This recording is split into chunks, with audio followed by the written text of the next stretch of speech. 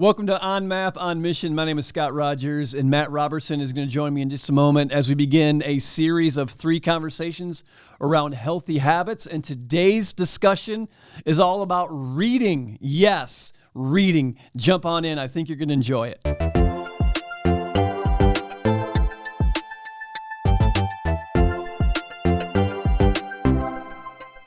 Well, Matt, here we are on Map, On Mission. The first conversation of the new year, 2023. How's it feel?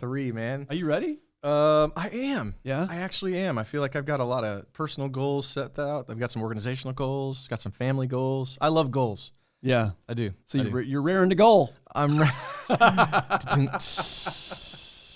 Yeah. So what we're going to do here is we're going to have a series of 3 conversations. We're literally calling it not goals, but healthy habits. Healthy habits. And we're going to be talking about what is healthy, what habits can we bring into our lives that are healthy for us. And we're going to talk about 3 different habits that might be surprising to those listening, and not about cutting your diet this way or don't eat this or train for a marathon.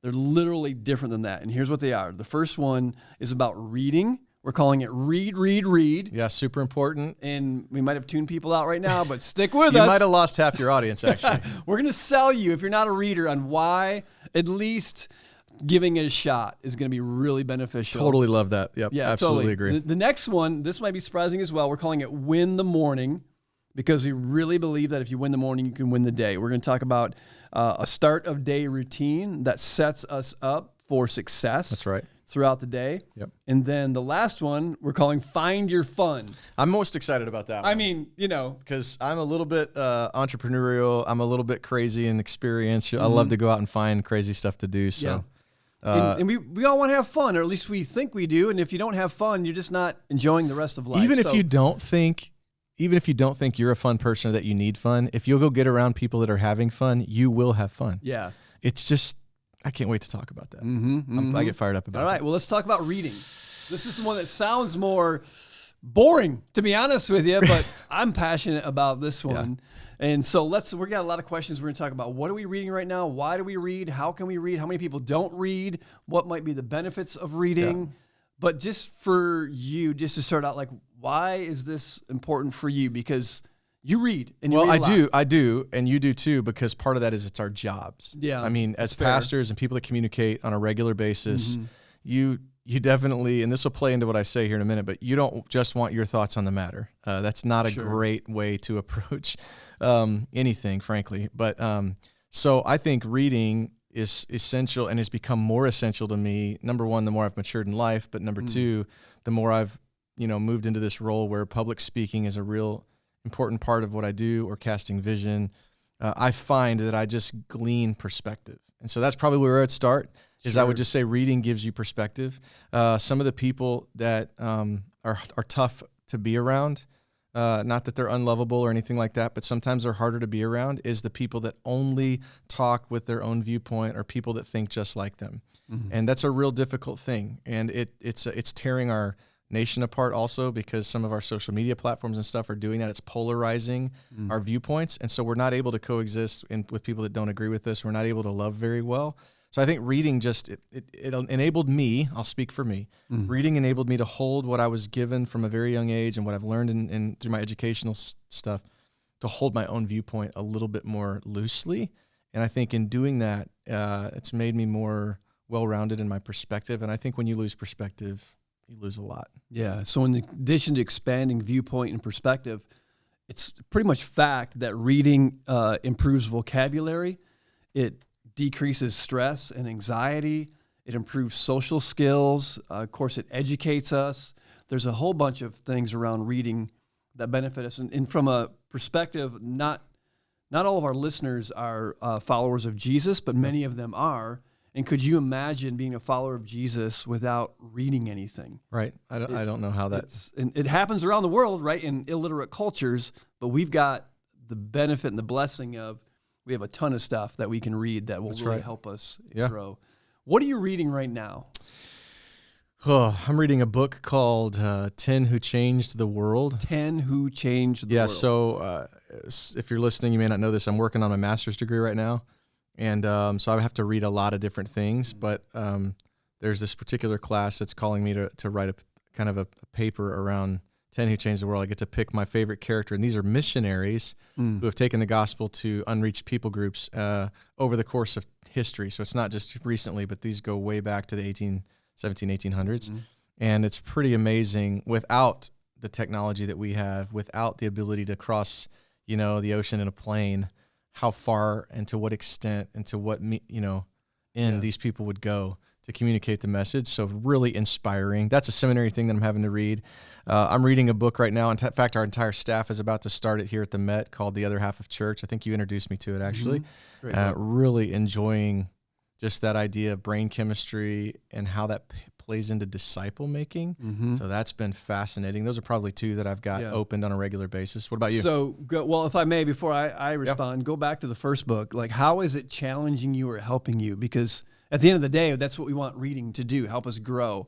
So what's it doing for you to be exposed to 10 people who made a great impact in their era? Dude, what's it do for you? That is the easiest answer for me. Because when I read someone else's commitment to the same cause that I'm committed to, the same Jesus, the same gospel, the same message, and I realize what he or she is willing to do, it makes me take a long look in the mirror and say, what am I willing to do for the mission and with the mission and the methods of Jesus, so that the message of Christ can be carried around the world? Am I willing to sacrifice anything? I mean, these people sacrificed everything. I read a story of one of the guys named Adoniram Judson who literally lost, family members, spent time in prison.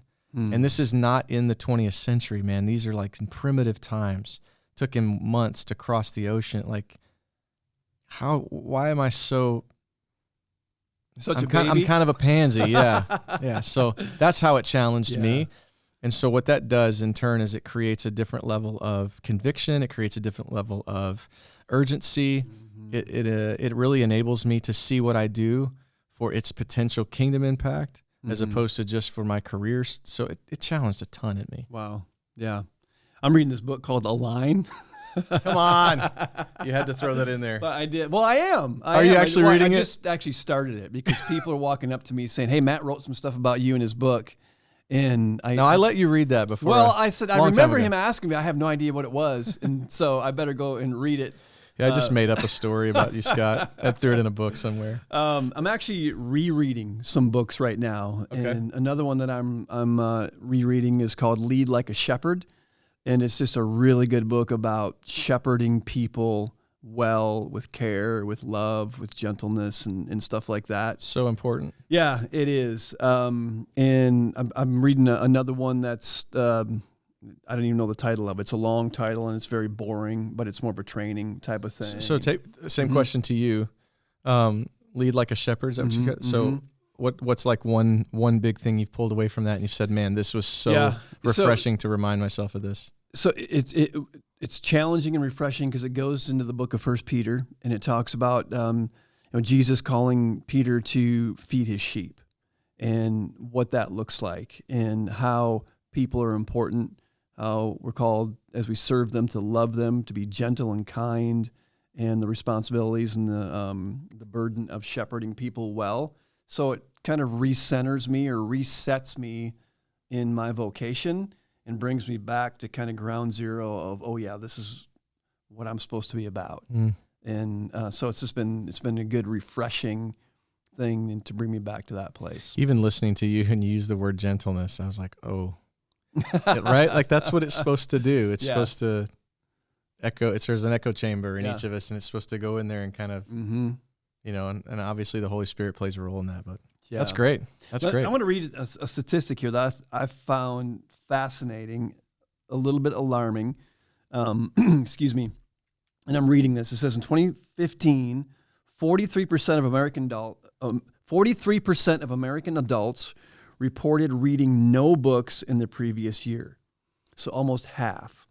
However, research also shows that people who read regularly tend to have healthier lifestyles and are more likely to engage in activities that promote overall well-being, such as exercising and getting enough sleep. And then it goes on, another quote from an organization that I got off their website called readingpartners.org. It says, as a foundational skill, For all other types of learning, reading matters for students to be successful in school and in life. Students who are not reading proficiently by 4th grade are 4 times more likely to drop out of high school. That's just alarming and fascinating to me. Nearly half of our adults in America aren't reading at all. And if kids by 4th grade aren't proficient in reading, they're 4 times more likely to drop out of high school. Says a whole lot. Some of that's my own, my own story. I resonate with some of that. I was a very active kid. I struggled. The patience of reading was difficult for me, especially at a young age. And so it wasn't until early college and then into seminary where I really understood how important it was. But by then I didn't have good habits, and I was so slow. I couldn't comprehend it as well. I mean, it made school very difficult for this guy. And I can't imagine people who just up and stopped, or maybe their job doesn't point them in that direction. I will say technology has actually helped this, to a degree, with things like Audible and where you can listen. I think that's helped some people, because auditory, that's a pretty cool thing. But there's different kinds of learning styles. Auditory is a learning style. Yeah. Totally. For me, it's kind of the same. I was not a good student in school at all. I was your C, D student through high school. I mean, getting a B was like, we're going out to eat for dinner because this is a big win. And it wasn't until into my adulthood that I started reading. And my thing was, I didn't realize, and this sounds silly, I didn't realize I could read about things that I'm interested in or wanted to learn. I always thought of reading as an assignment from school about something I didn't care about. Like, go read this historical something or whatever, and I just never got into it. And then I got to a place where I want to do something in my life.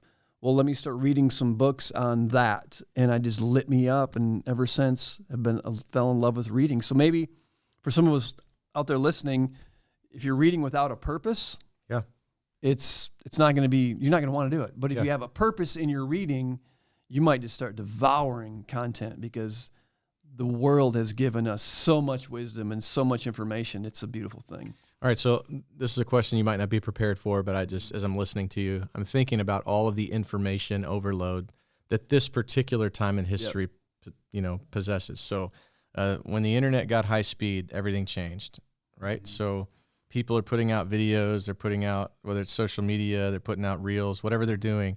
And a lot of folks go to those platforms it's like, well, I saw it on the internet. It must be. The thing about writing a book, we've both been there now. It takes a level of discipline and a level of research in your own right, and you have to live with that content a long time. It's not like you just get online and you just decide. And I'm not saying everybody is that way on YouTube or any other platform, but there is something about reading that has a thoughtfulness attached to it that I don't necessarily see in every form that's out there. And so that's one other benefit from it, is that I think it really gives you an opportunity to decipher it. It's funny. I did finish I wrote a book this last year, which was one of my goals, was to finish that. It took me over 2 years. It's called Align, by the way. It's called Align. If you could go to Amazon, and so Robertson with no T. With no T. Can we talk about something else? So I remember walking into church, and we had made it for available to the people of our church, and this one guy named Don, and Don, if you're listening, I appreciate that. He just approached me. He said, "Hey, I just finished your book." And I said, "Oh, really?" He goes, "Yeah." He said, "The perspective." He goes, I needed that. Why don't you talk about that stuff more here from the stage?" And it was some change management stuff that had happened with our church, and it was kind of some of the small stories behind those things that a lot of people didn't have context for. And that perspective helped him walk from point A to point B, whatever that looked like in his context. And I just thought, man, what a blessing it is to be on the other side of that. I'm on the receiving side of that. But to watch somebody, it really speaks to what we're talking about, which is he devoured it, decided he wanted to. I mean, you got to approach it with some humility. You can't just be arrogant. And he just said, I'm going to interact with this content. I'm going to let my heart interact with it. And I think that's one of the critical skills with reading. Will you allow your mind and your heart to interact with that content? Right. You got to be careful, because you can also be misguided if you don't know what's really true. If you don't know, for instance, if you don't know. Yeah, but that's part of being an adult. I'm going to have to figure that out as I. Okay, but man, if 43% of our adults aren't reading. That's right. then we're lacking in this skill as a nation. And we're more vulnerable. Take it even from a Christian perspective. Let's say I'm in XYZ local church and someone's on the platform telling me ABC. If I'm not educating myself, I'm just going to believe what they're saying. Taking their word for it. And I could be led down a path that is a bad path. That's exactly right. That's exactly. And it happens all the time. Or we listen to those things on the internet or these other pathways, whether it's, I would say, like, if you look at our political system and what one news channel tells us versus another one, well, you get one half of the story. You really don't even get full half. You probably get a quarter of the story and a quarter of the story. And then your pastor gets up there and you're wondering why he's not communicating about. And I'm like, whoa, do you know what the scripture says? Have you read the Bible? Well, I mean, doesn't it, I hear that, doesn't it say, and somebody will misquote scripture. It's like, no, it actually doesn't say that. That's what reading does. I think it grounds, gives you those things to know how to measure other content by. So I'm rambling a little bit, but I get real passionate about it.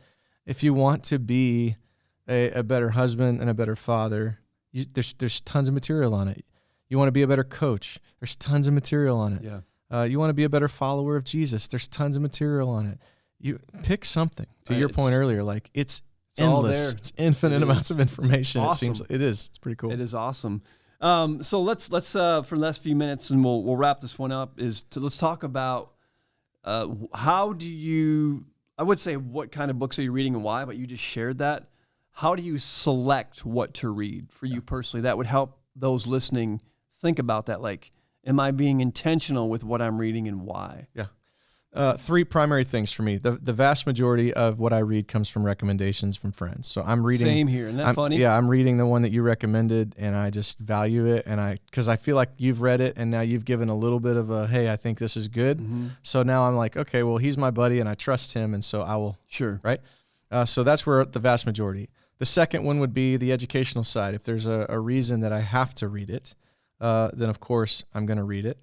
And then the third is really, my own things that I'm interested in, and I kind of dive down rabbit holes. And here's the thing: I encourage people: if you dive down into a rabbit hole with a book and you get 3 or 4 chapters in, you're like, I am not enjoying this. Just because you paid $6 to read it or $9 in a store, you don't have to finish it. Throw it away. Throw the thing away. Go get something you love. And, go get a library card. Maybe try it that way. But you don't have to finish everything that you read. Some guys are maybe more OCD than that. But for me, if I'm like, this is not enjoyable, it's one thing if it's just different than me, but I can handle that. But like maybe the style isn't your style. That's fine.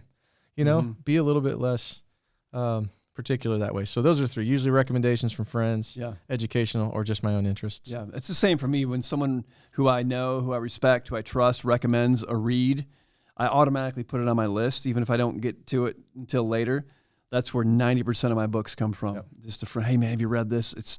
And they say how it's impacted them, makes me go, oh, okay, that's me. You're talking my language. Right? I need that in my life. I'll read it as well. Yeah, maybe a sneaky fourth would be just an author that I've read something. Yeah. And then he or she puts out another book, and I'm like, I got to have it. Yeah, just because they're brilliant. The first one really spoke to me, and the second one has this perspective. I'm going to get it. Okay, so let's wrap it up by this. We have such a diverse audience listening, so we're not going to nail this, but if they ask, I'm asking for them, what 2 books would you recommend? 2 books they read? Yeah, this over the next 3 months, 4 months. What 2 books? And tell us a little bit of why. Can I do 3? Yeah, absolutely. All right, so the first one that I highly recommend is a book that I recently read by Louis Giglio called Don't Give the Enemy a Seat at Your Table. Okay. And it's his take on Psalm 23, but he uses it to express and explain this this relationship that we have with the lies of the enemy and what he speaks to us. And it really unlocked a few things for me personally. So that's definitely one. Don't give the enemy a seat at your table. Yeah, it's yellow and black. Don't give the enemy a seat at your table by Louis Giglio.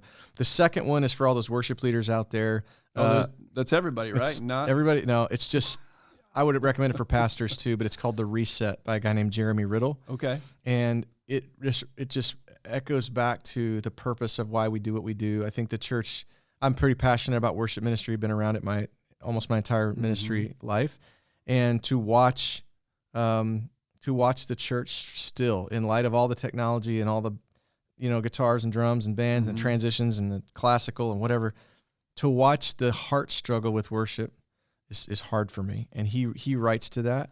It's really, really good. So The Reset by Jeremy Riddle. The final one is just one that I read and I was blown away. And we live in Texas, so don't judge me. But the memoirs of President George W. Bush. It was called Decision Points. And it was the first kind of presidential memoir thing that I had ever read. But what happened in his presidency was pretty extreme, polarizing and extreme. So I wanted to know, I wonder what he said about that. And sure enough, it answered a lot of questions from his perspective. Sure. And he's pretty vulnerable in that too. He's absolutely vulnerable in it. And he shares some thoughts about how this happened, how it affected him, what he was thinking. But it also gives a little bit of history about his family and, of course, his father being a president and how that it was really, really interesting. And I highly recommend. That sent me down a presidential memoirs parade. Really? So I've read a few more now.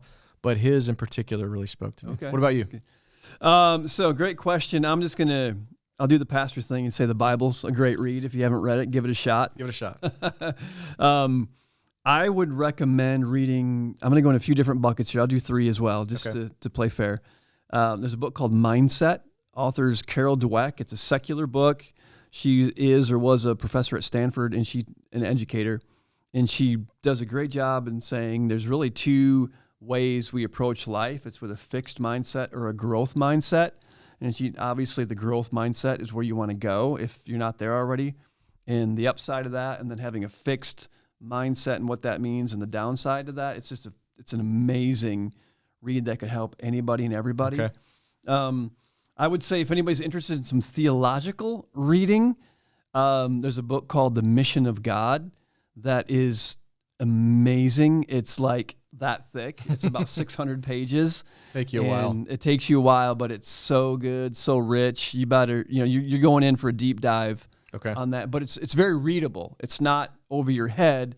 It's just very thorough.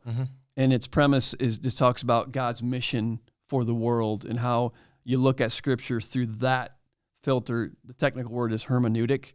That's how you look at God's word through that. And it really is an eye-opener. The last one's fiction.